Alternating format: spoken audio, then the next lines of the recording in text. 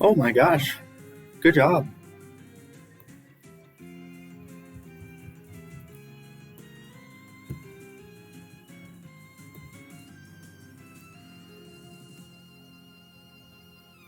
Wow, what a miracle. It's a shorter chapter. Intangible assets.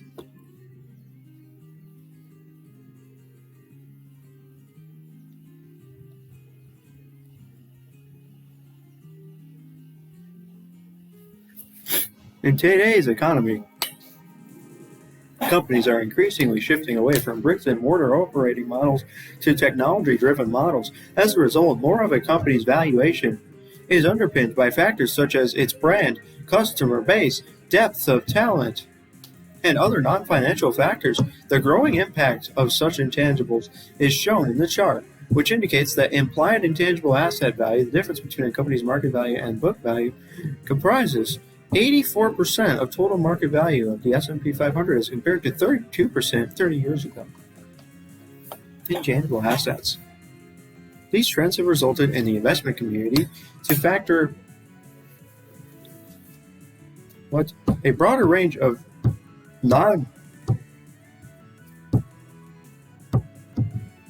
non-financial information in their decisions, including environmental, social, and governance matters. In response, companies also are increasing their focus on sustainability issues.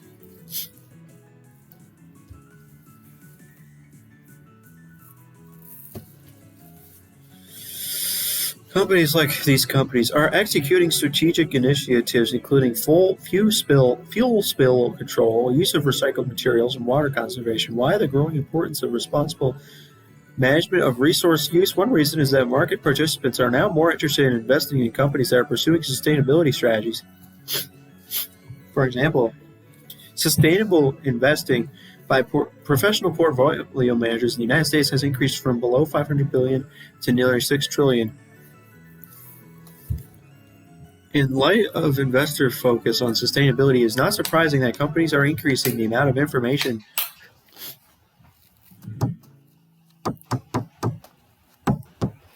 reported to the market about their sustainability efforts. However, rather than adding a line item in the income statement or balance sheet, companies instead provide more useful information about future cash flow consequences of sustainability strategies, which are intangible and usually non-financial in nature. Consider, for example,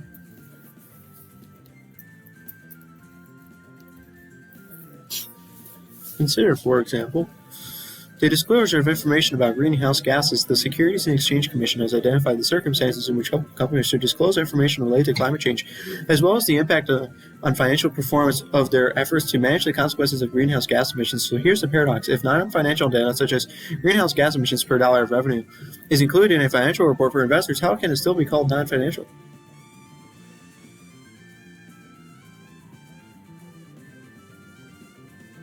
As with the reporting of research and development expenditures and other intangible assets, many of which do not show up on the balance sheet or income statement, companies are now exploring ways to combine the non-financial information with mandated disclosures in what is called an integrated report. In such a report, a company might disclose data on any of dozens of metrics beyond conventional accounting measures, whether they are integrated or released separately, while over 400 U.S. companies issued a sustainability report in a recent year.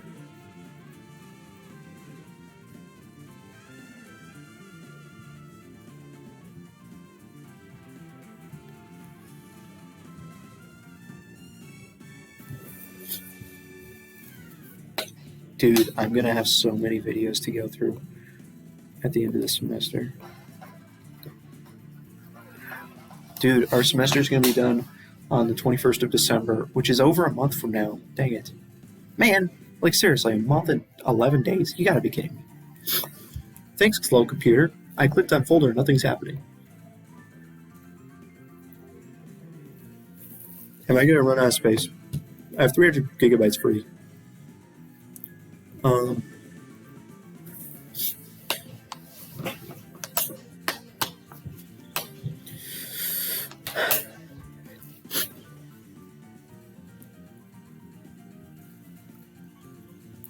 Wow.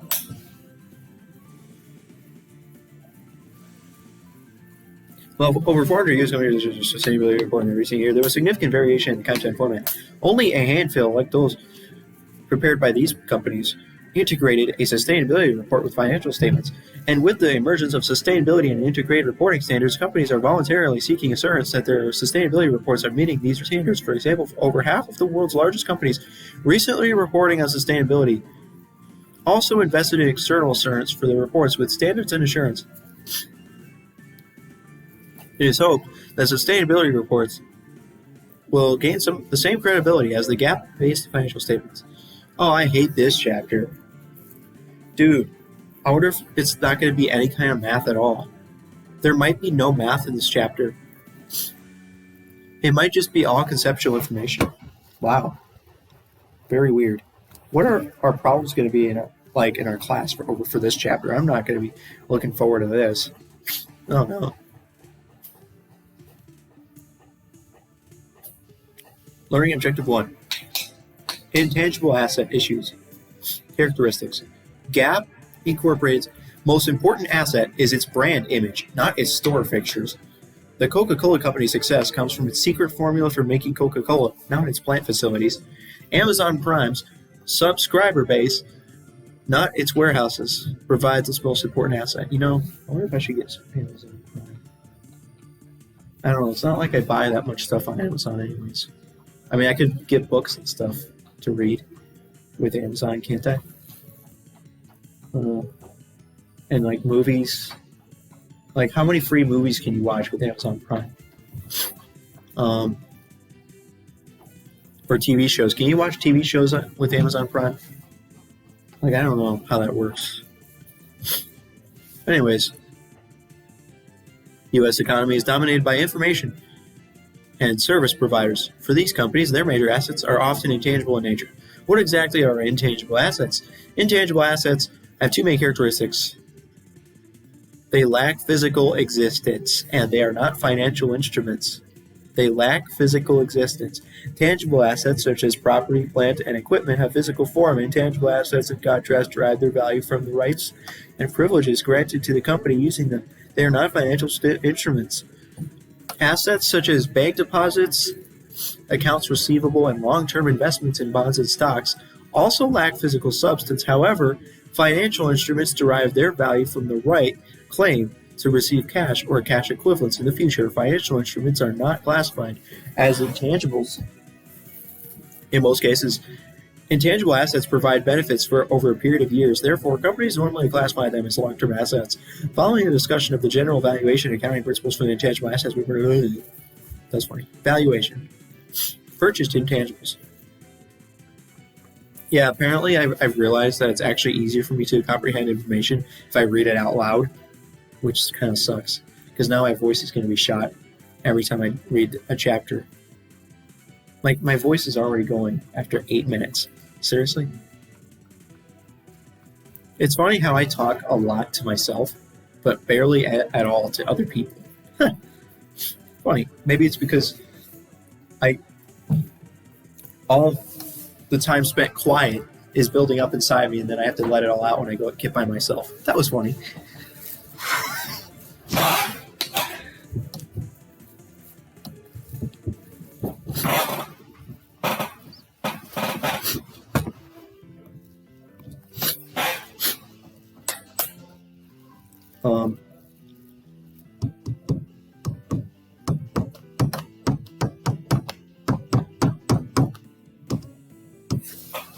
So, purchased intangibles. Companies record at cost intangibles purchased from another party. Cost includes all acquisition costs, plus expenditures,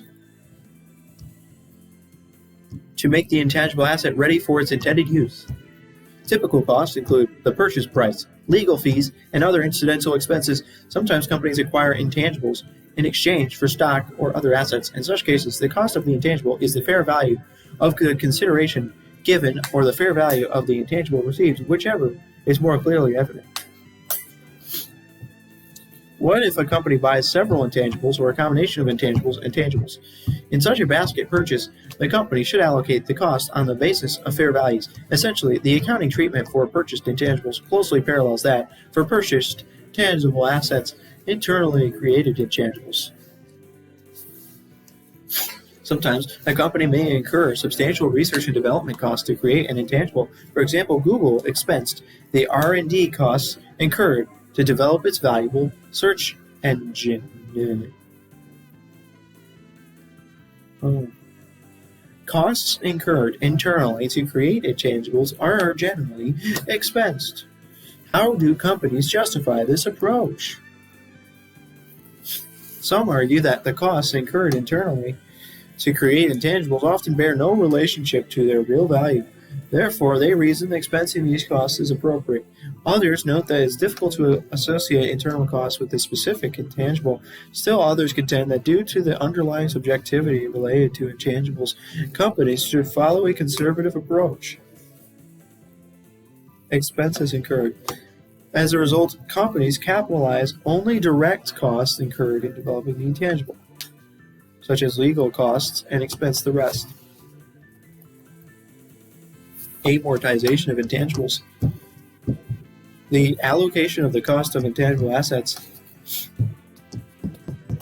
in a systematic way is called amortization. You know what?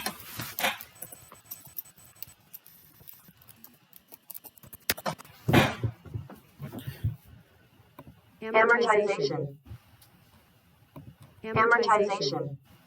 So I was saying it wrong. It's not amortization. It's It's amortization. Amortization. Amortization. Amortization. Amortization. Amortization. Amortization. Amortization. Amortization. Man, it's such a weird word. Intangibles have either a limited, finite useful life or an indefinite useful life. For example, a company like Walt Disney Company has both types of intangibles. Disney amortizes.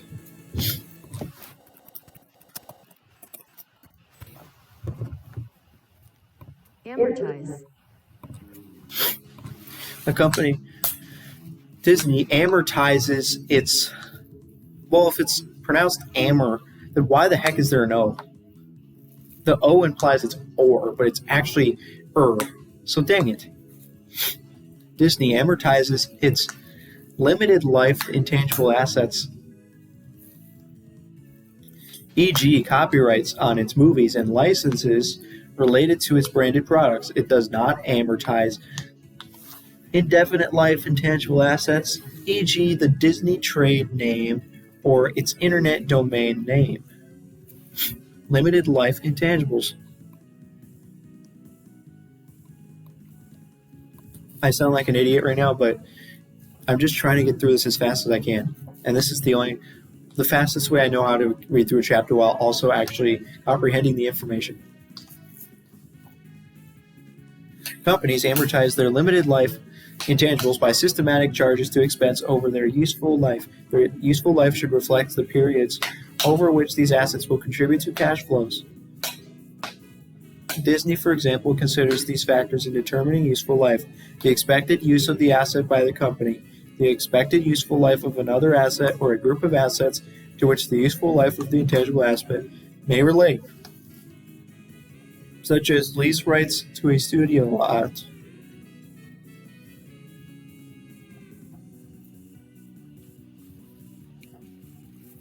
Any legal, regulatory, or contractual provisions that may limit the useful life. Any provisions, legal, regulatory, or contractual, that enable renewal or extension of the asset's legal or contractual life without substantial cost. This factor assumes that there is evidence to support renewal or extension. Disney also must be able to accomplish renewal or extension.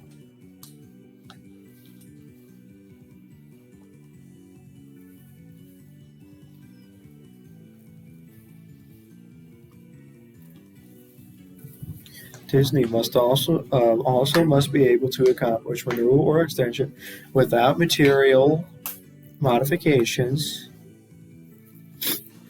of the existing terms and conditions. The effects of obsolescence, demand, competition, and other economic factors. Examples include the stability of the industry, known technological advances, legislative action that results in an uncertain or changing regulatory environment, and expected changes in distribution channels. The level of maintenance expenditure required to obtain the expected future cash flows from the asset. For example, a material level of required maintenance in relation to the carrying amount of the asset may suggest a very limited useful life. The amount of amortization expense for a limited life intangible asset should reflect the pattern in which the company consumes or uses up the asset. If the company can reliably determine the pattern. For example, assume that Second Wave Incorporated purchases a license to provide a specified quantity of a gene product called Mega. Second Wave should amortize the cost of the license following the pattern of use of Mega. If Second Wave's license calls for it to provide 30% of the total the first year, 20% the second year, and 10% per year until the license expires, it would amortize the license cost using that pattern. If it cannot determine the pattern of production or consumption, Second Wave should use the straight line method of amortization. For homework problems, assume the use of the straight line method unless stated otherwise. When Second Wave amortizes these licenses, it should show the charges as expenses. It should credit either the appropriate asset accounts or separate accumulated amortization accounts.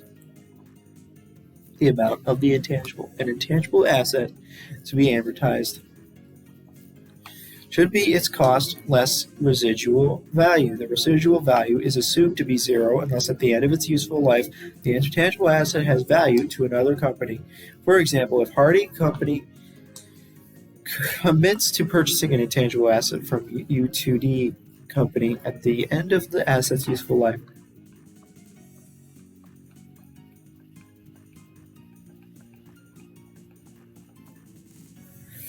U2D Company should reduce the cost of its intangible asset by the residual value. Similarly, U2D Company should consider failure values if reliably determined for residual values. What happens if the life of a limited life intangible asset changes? In that case, the remaining carrying amount should be amortized over the revised remaining useful life.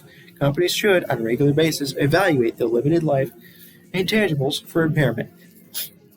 Similar to accounting for property, plant, and equipment, an impairment loss should be recognized if the carrying amount of the intangible is not recoverable and its carrying amount exceeds its fair value. We will cover impairment of intangibles in more detail later in the chapter, Indefinite Life Intangibles. How am I still on page 5? This is taking forever. Man. I hate this bookmark. It gets in the way of the words. You really had to put the bookmark on the page so it covers words? Come on.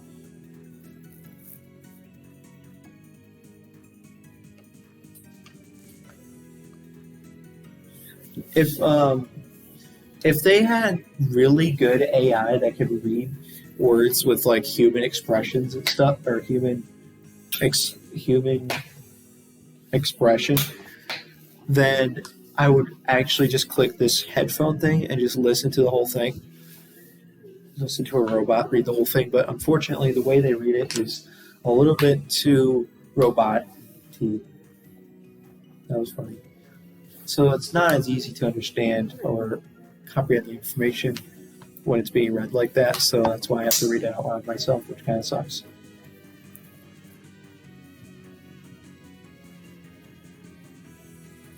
Indefinite lifetime intangibles. If no factors are equal, regulatory, contractual, competitive, or other limits, the useful life limits the useful life of an intangible asset. A company considers its useful life indefinite.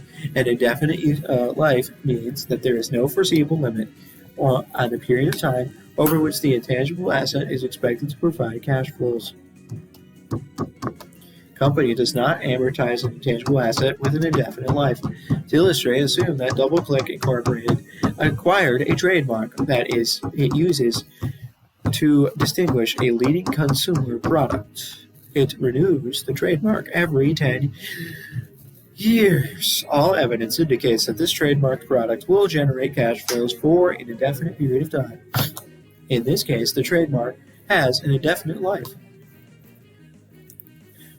DoubleClick does not record any amortization. Companies should test indefinite life intangibles for impairment at least annually, as we will discuss in more detail later in the chapter. The impairment test for indefinite life intangibles differs from the one for limited life intangibles. Only the fair value test is performed for indefinite life intangibles. There is no recoverability test for these intangibles. The reason indefinite life intangible assets might never fail the undiscounted cash flows recoverability test because cash flows could extend indefinitely into the future. Illustration summarizes the accounting treatment for intangible assets.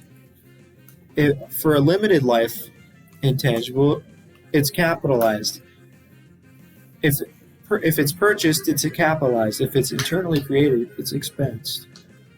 However, you capitalize direct costs such as legal costs and limited life.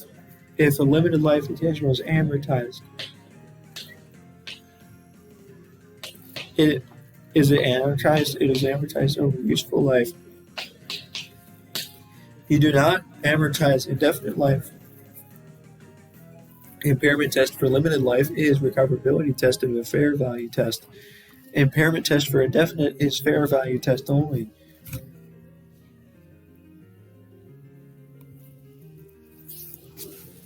Discuss the accounting for various types of intangible assets as indicated.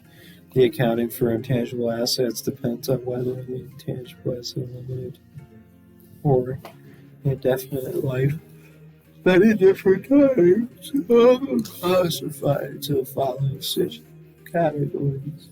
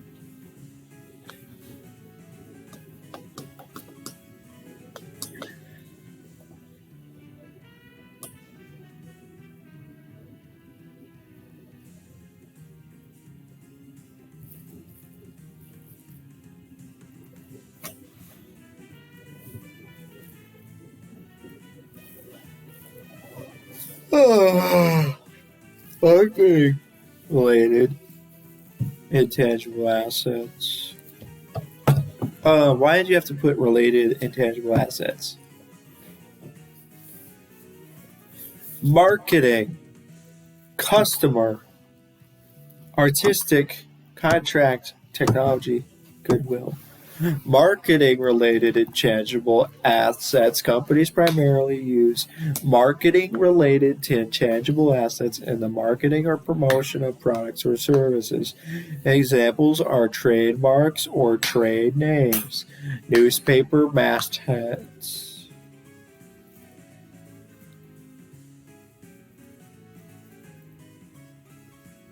Internet domain names and non-competition agreements, a trademark or trade name.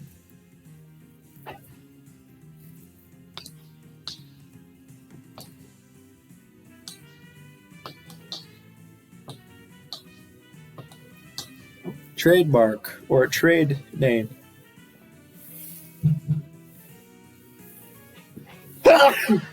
Oh, geez.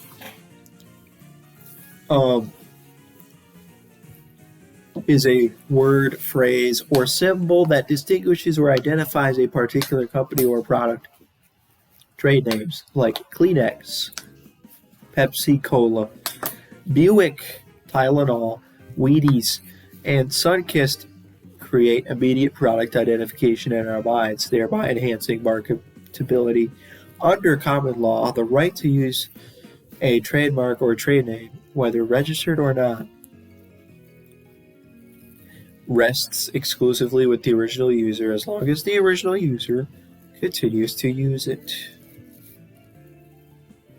Wow, so like you don't even need to register it, weirdly. I don't know. Registration with the U.S. Patent and Trademark Office provides legal protection for an indefinite number of renewals for periods of 10 years each. Therefore, a company that uses an established trademark or trade name may properly consider to have an indefinite life and does not amortize its cost. If a company buys a trademark or trade name,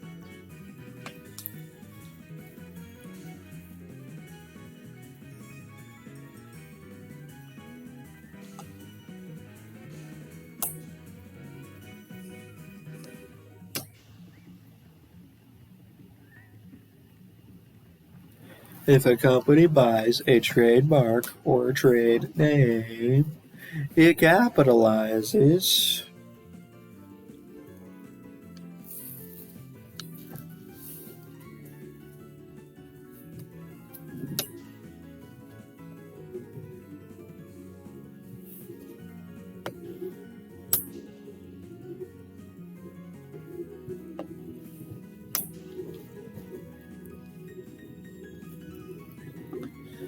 capitalizes the purchase price as the cost of the asset. If a company develops a trademark or trade name, it capitalizes costs related to securing it, such as attorney fees, registration fees, design costs, consulting fees, and successful legal defense costs. However, it excludes research and development costs.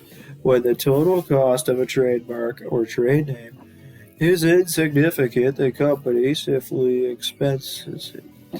The value of a marketing-related intangible can be substantial.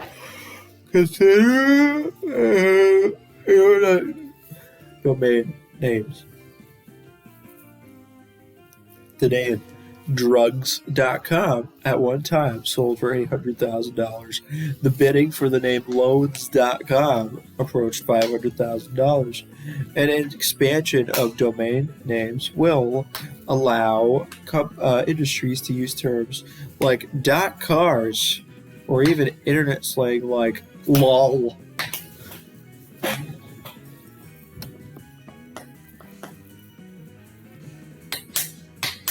That's funny.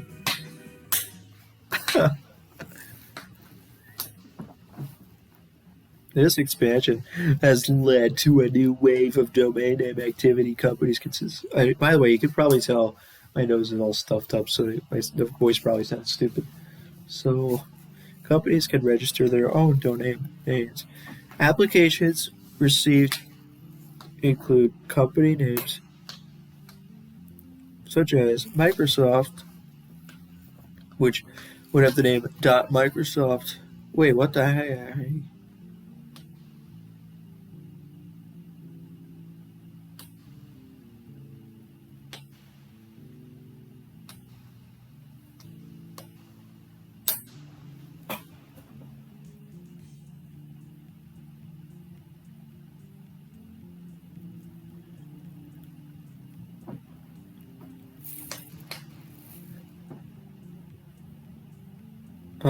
Company names also identify qualities and characteristics that companies work hard and spend much to develop. In a recent year, an estimated 1,230 companies took on new names in an attempt to forge new identities and paid over $250 million to corporate identity consultants. Jeez. Among these were Primerica, Navistar, and Nissan.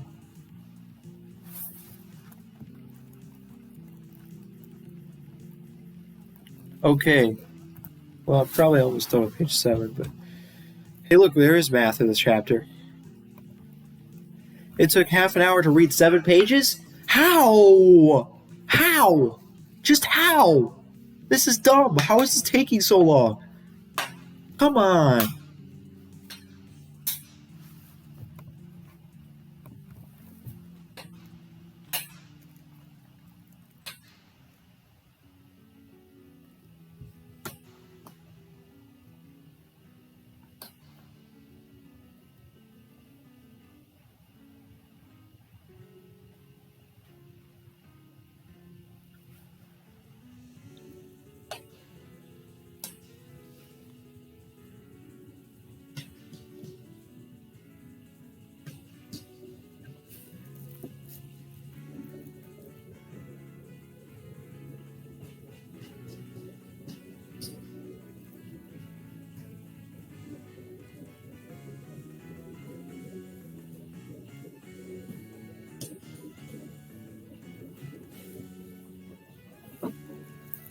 Customer-related intangible assets. Customer-related intangible assets result from interactions with outside parties. Examples include customer lists, order or production backlogs, and both contractual and non-contractual customer relationships. Assume that Green Market Incorporated, I will now do a solve.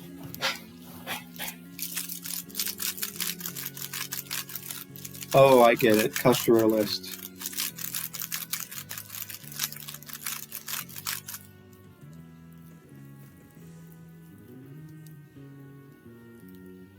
How is that an intangible asset?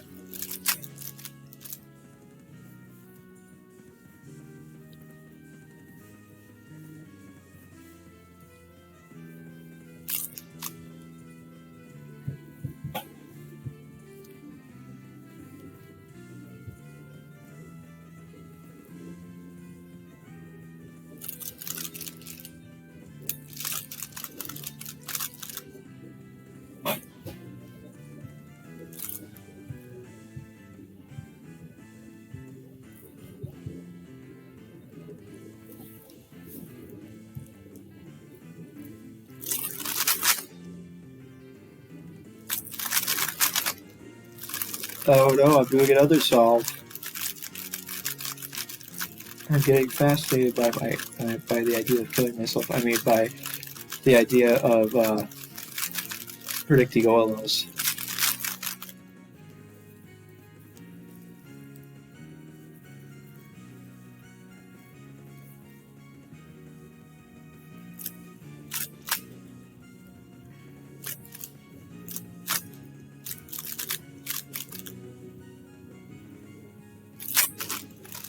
What? How did that happen? I messed up. I can't predict the OLL from here. I can't, unless I look at this side. Now I could probably predict the OLL. It's going to be that one.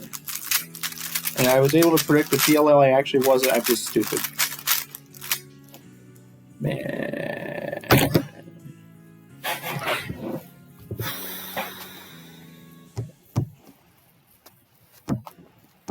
Assume that Green Market Incorporated acquires the customer list of a large newspaper for $6 million on January 1st, 2020. This customer database includes names, contact information, order history, and demographic information. Green Market expects to benefit from the information evenly over a 3-year period. So, in this case, the customer list is a limited life intangible that Green Market should amortize on a straight line basis. Records the purchase of the customer list and the amortization of the customer list at the end of each year follows to record the purchase. You have customer list is an asset. It's an intangible asset. So customer list, $6 million. Cash, you paid $6 million. To record the amortization expense for 1 year, well, for every single year, it's going to be the same. It's going to be just a third of that original cost because it's 3 years. So amortization expense, because it's kind of like depreciation expense, but it's amortization expense.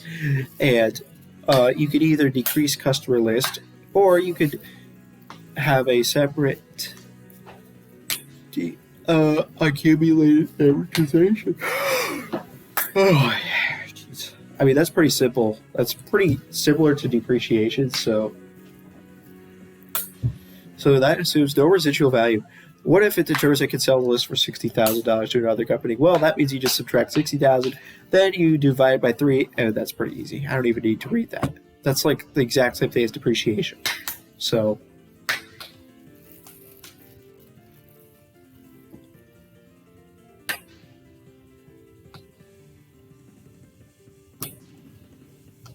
artistic related intangible assets. We have ownership rights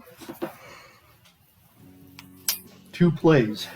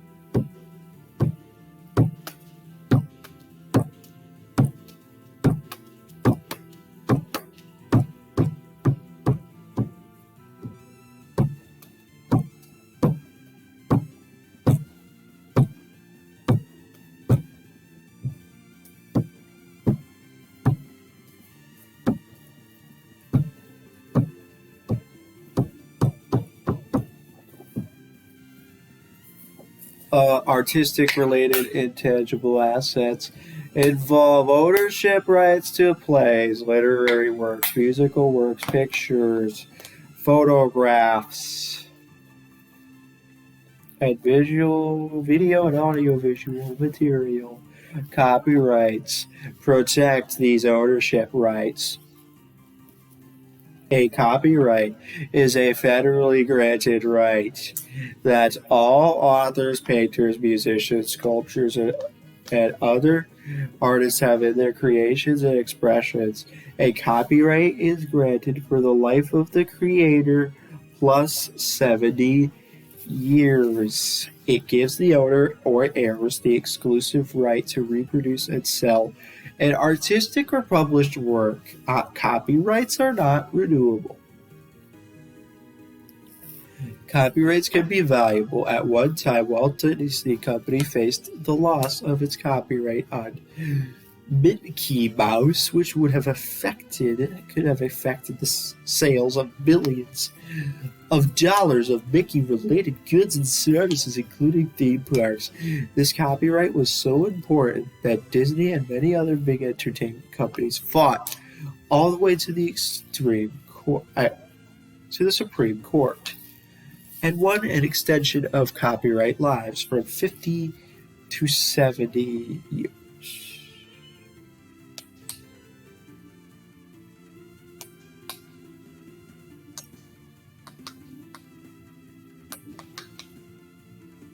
Can't you just buy the rights to it or something? I don't know. Well, dude, at some point that's going to run out again, though.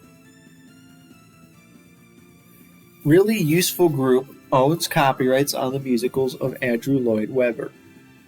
Cats, Phantom of the Opera, Jesus Christ Superstar, and others. The company has little in the way of tangible assets, yet analysts value it at over $300 million. Companies capitalize the costs of acquiring and defending a copyright. They amortize any capitalized costs over the useful life of the copyright. If less than its legal life plus of the creator plus 70 years, for example, really useful group should allocate the cost of its copyrights to the years in which it expects to receive the benefits. The difficulty of determining the number of years over which it will receive benefits typically encourages a company like Really Useful Group to write off these costs over a fairly short period of time.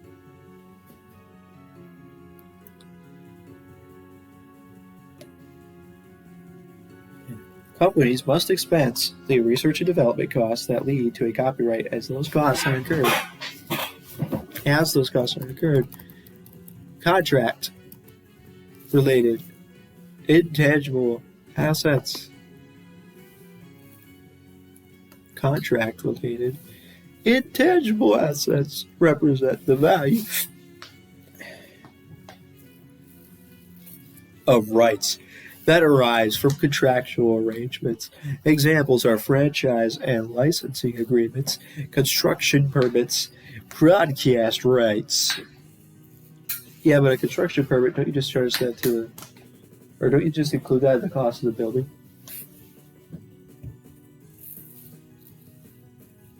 Broadcast rights and service or supply contracts.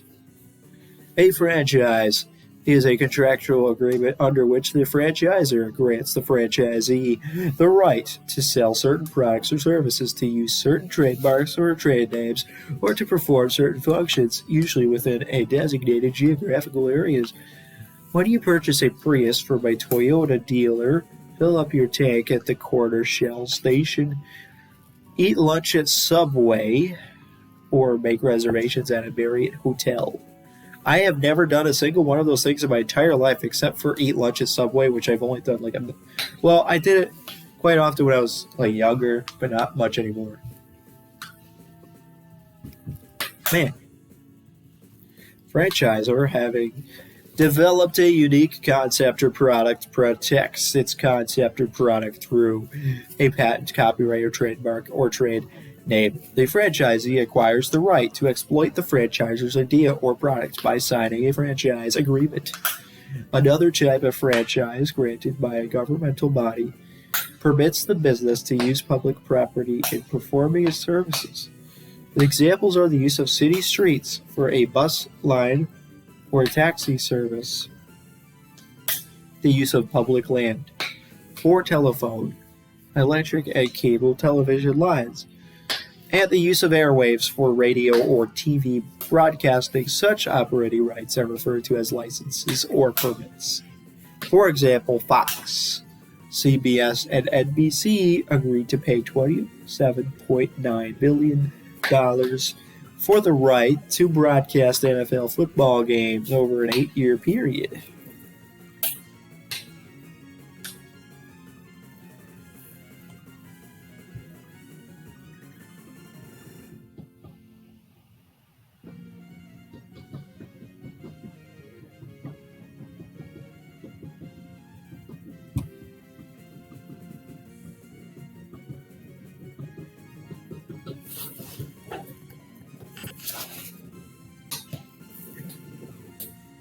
Franchises and licenses may be for a definite period of time.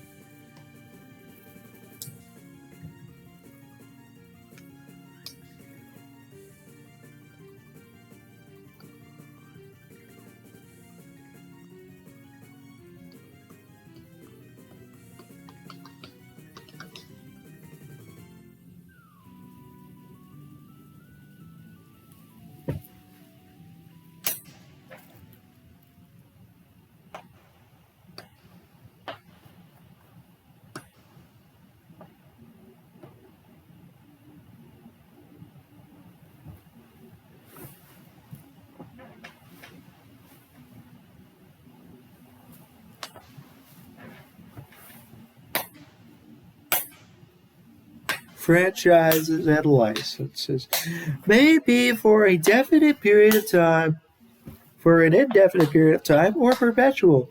The company, in securing the franchise or license, carries an intangible asset account entitled franchises and license on its books only when it can identify costs with the acquisition of the operating right. Such costs might be legal fees or an advance lump sum payment, for example.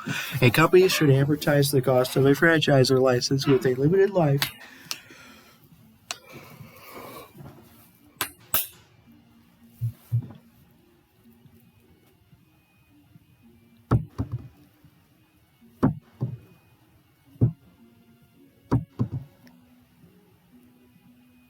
A company should advertise the cost of a franchise or license with a limited life as an operating expense over the life of the franchise.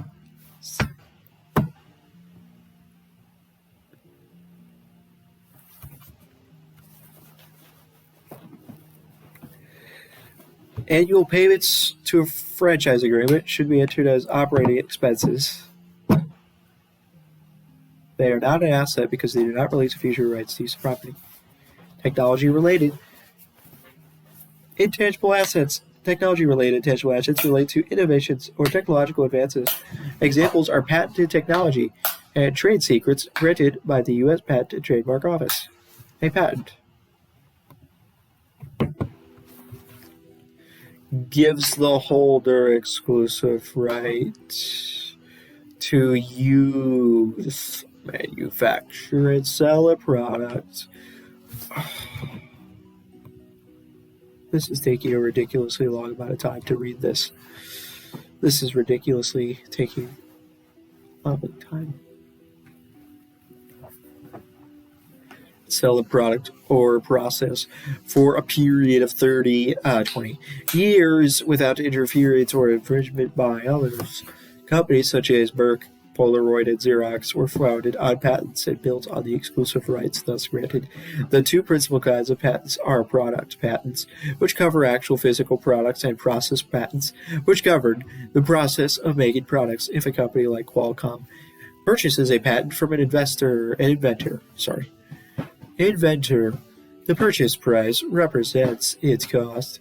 Qualcomm can capitalize other costs incurred in connection with securing a patent, as well as attorney fees or other unrecovered costs of a successful legal suit to protect the patent. As part of the patent cost, however, it must expense as incurred any research and development costs related to the development of the product, process, or idea that it subsequently patents. We discuss companies should amortize the cost of a patent over its legal life or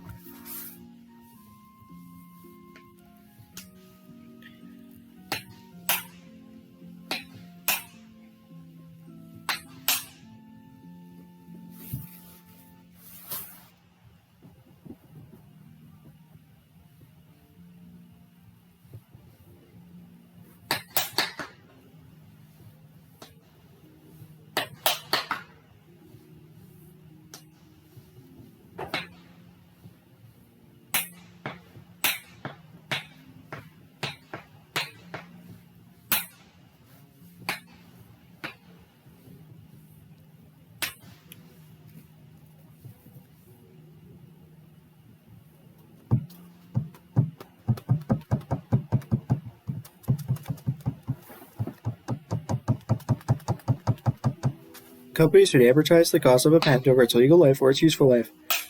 So, whichever is shorter. If Qualcomm owns a patent from the date it is granted and expects the patent to be useful during its entire legal life, advertise it over 20 years. If it appears that the patent will be useful over a shorter period of time, say for 5 years, just advertise its cost over 5 years, changing demand. New inventions superseding old ones.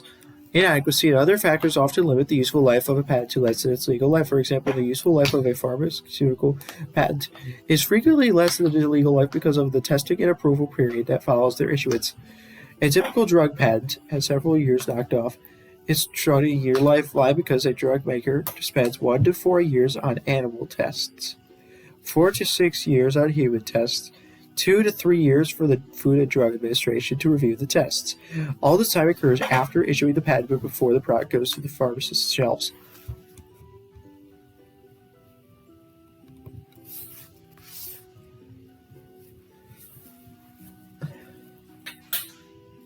As mentioned earlier, companies capitalize the costs of defending copyrights.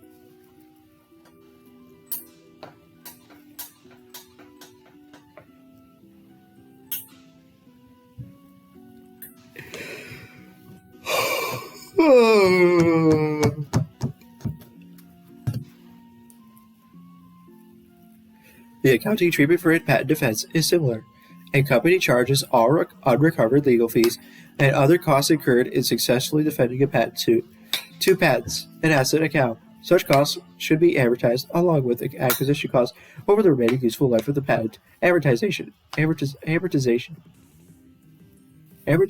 expense should reflect the pattern if reliably determined in which the company uses up the patent. A company may credit amortization.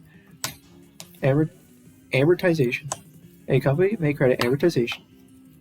Amortization. I don't know why it's pronounced amortization. It could be just amortization.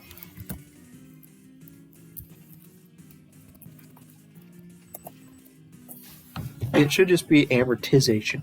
Amortization.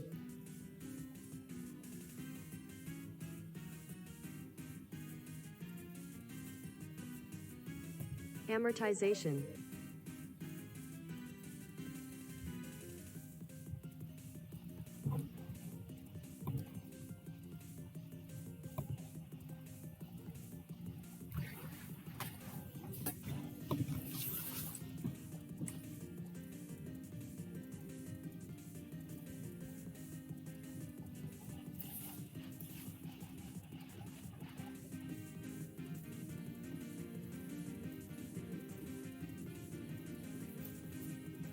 There's some legal costs to defend a patent.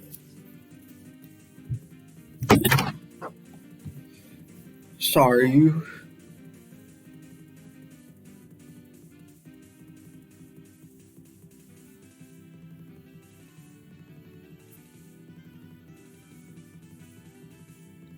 However, screw you.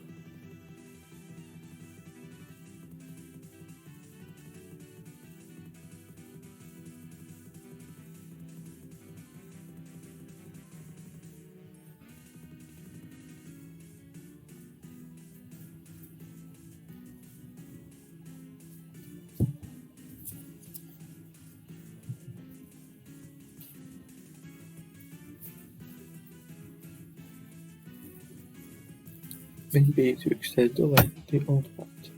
If the new patent provides essentially the same benefits, can apply the unadvertised concept of the old patent to the new patent. I believe.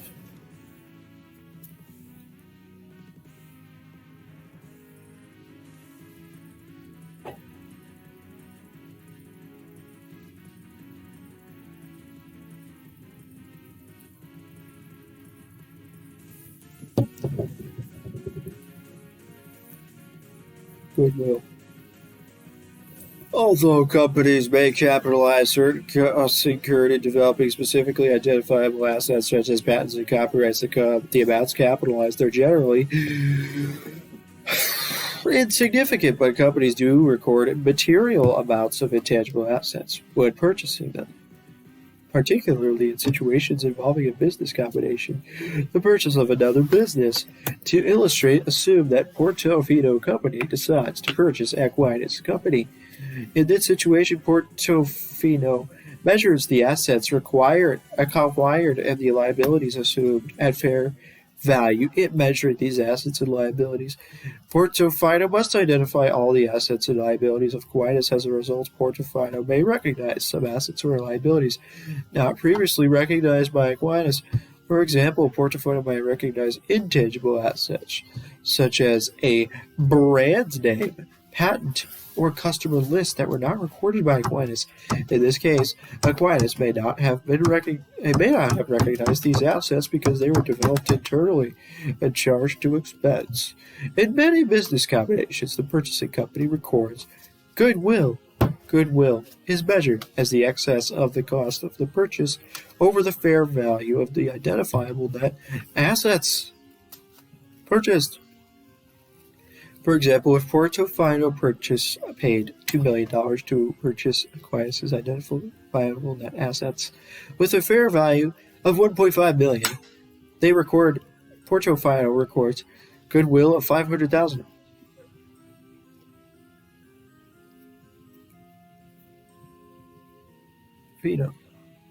Portofino.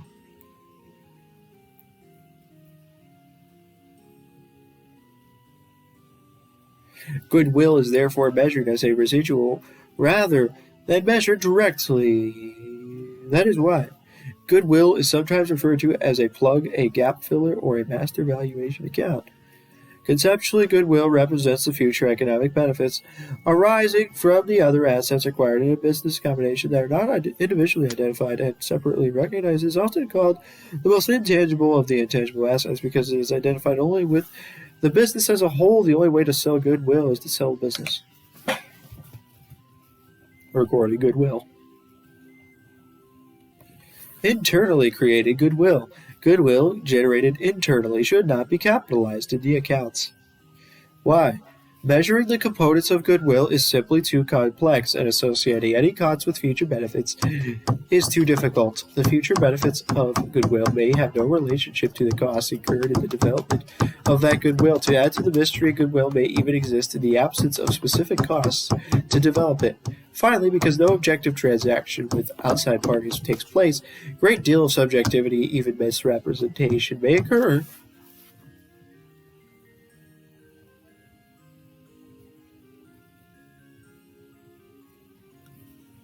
Purchased goodwill. As indicated earlier, goodwill is recorded only when an entire business is purchased. To record goodwill, a company compares the fair value of the net tangible and identifiable intangible assets with the purchase price of the acquired business. The difference is considered goodwill. Goodwill is the residual, the excess of cost over fair value of the identifiable net assets acquired. To illustrate, Multi-Diversified Incorporated decides that it is a parts division to supplement its existing tractor distributorship.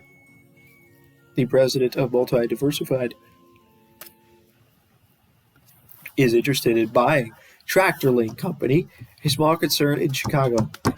Illustration presents the balance sheet of TractorLink Company.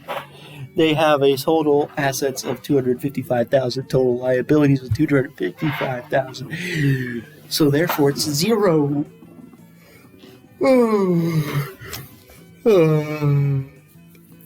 TractorLink Company decides to accept the offer of $400,000. Goodwill is $400,000. What? It's not the book value; it's the fair value. Well, the answer is not obvious.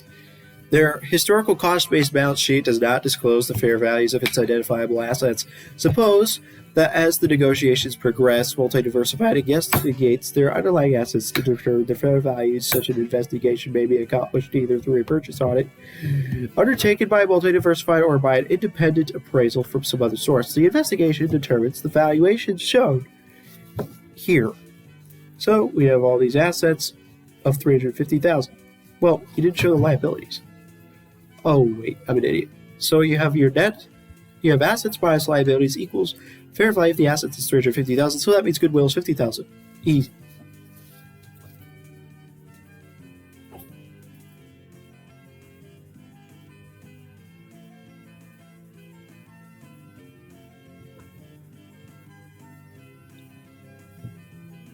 So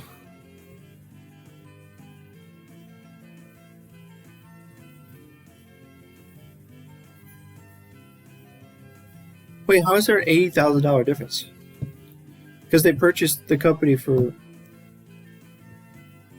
I'm so confused. Where are they getting this? Oh, they're just talking about inventories. Okay.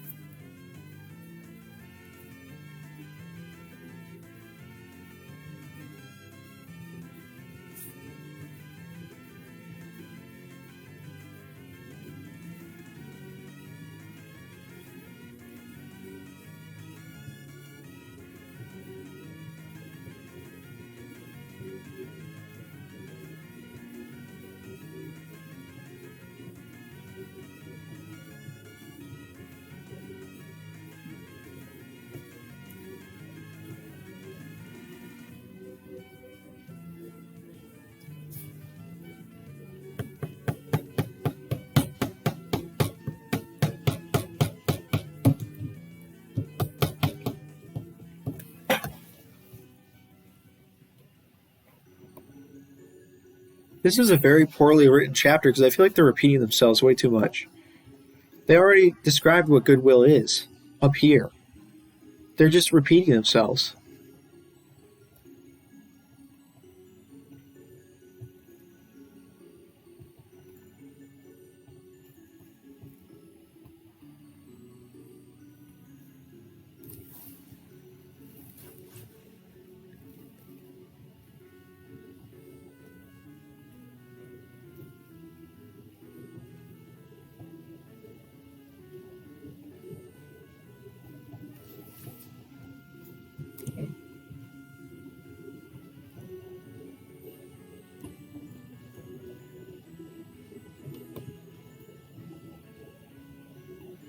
So they increase all their assets.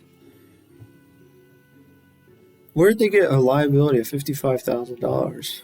Oh, it's because the other company had total liabilities of $55,000. So you add that to your liabilities, and you paid $400,000 for it. So yeah. Oh my god.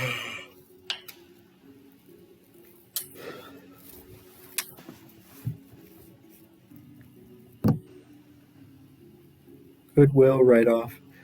Companies that recognize goodwill in a business combination consider it to have an indefinite life and therefore do not amortize it.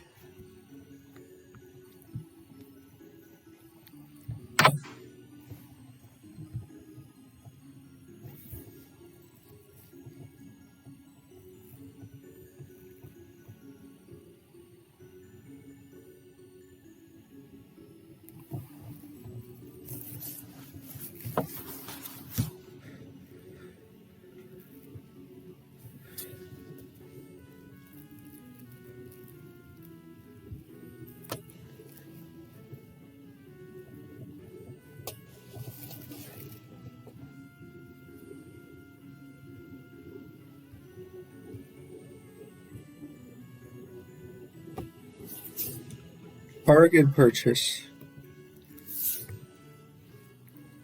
What if you pay less than the fair value?